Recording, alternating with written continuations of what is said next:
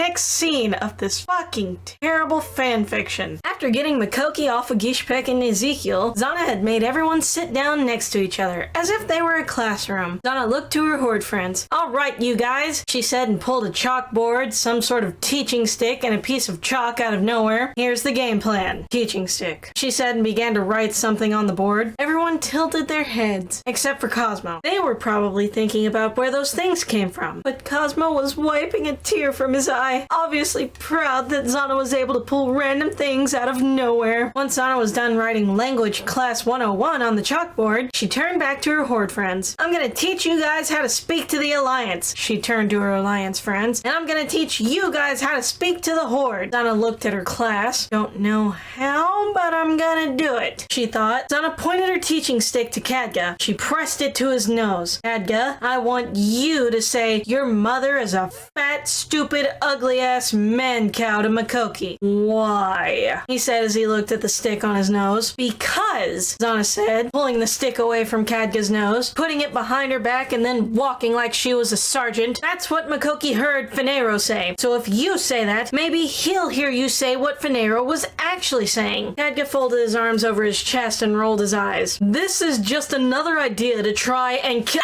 Ow! He yelled because Finero had elbowed his side very hard. Then he began to glare at him. "I refuse to speak to the filthy horde. It goes against my morals." "Then why are you talking to me?" "Because my best friend is in love with you for some very strange reason. And until I can convince him to fall in love with someone from the Alliance, I will be forced to talk to you. But only you! I will not talk to your filthy horde friends." Khadga pointed a finger to Xanna's group. They all raised an eyebrow. "What do you think he's saying?" Oxo whispered to Cosmo. "I don't know, but he's yelling and pointing at me." Cosmo gasped. "He must be jealous of my outfit!" "I am not in love with her!" Finero yelled at his friend, throwing his arms in the air. Khadga just kept his arms over his chest and stared at a dead tree instead of looking at him. "Of course you're not," he said. Finero brought his arms back to his sides and made fists, glaring at his friend. "Could one of you guys just say that, please?" Xanna said, ignoring Cosmo talking about Khadga being jealous of his outfit. Khadga looked at Finero through the corner of his eye, giving him a "I'm not doing it and that's final" look. "I'll do it," a tiny voice that came from the far right of the group said. Khadga, Finero, Sonya, and Xanna turned their heads to that direction. "You will?" they all asked. Sonya nodded.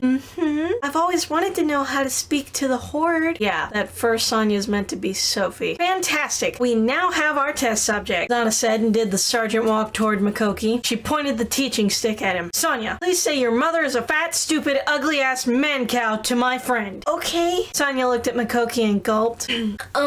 Your mother is a fat, stupid, ugly man-cow." She looked at Xanna. "Did I say it right?" "Well, she left out the ass part, but other than that, I think she did pretty good. For a human, I mean." "Because prejudice." Xanna ignored Izzy and looked at Makoki. "What did you hear her say? Hello, how are you doing today?" Why would she ask that when the night elf was making insults about my mother earlier? "Yes, it worked! Izzy, you're such a genius!" "I know, but that doesn't mean you can kiss me again," Izzy said, and hid behind a shield she pulled out of nowhere. Xanna ignored her and continued to cheer. After she was done, she turned to Makoki. "Makoki, say what Sonya said to you to him." Xanna pointed the teaching stick to Finero's nose. "What's with you and pointing that thing at people's noses?" "Shush! I'm teaching! This is important when you're teaching." "Okay." Makoki turned to Finero. "Hello, how are you doing today?" Xanna looked at Finero to see what would happen. He was slowly lifting his hands up to feel his ears. "What did you hear him say?" "He said I have abnormally large ears." He turned to Khadga. "They aren't that big, are they?"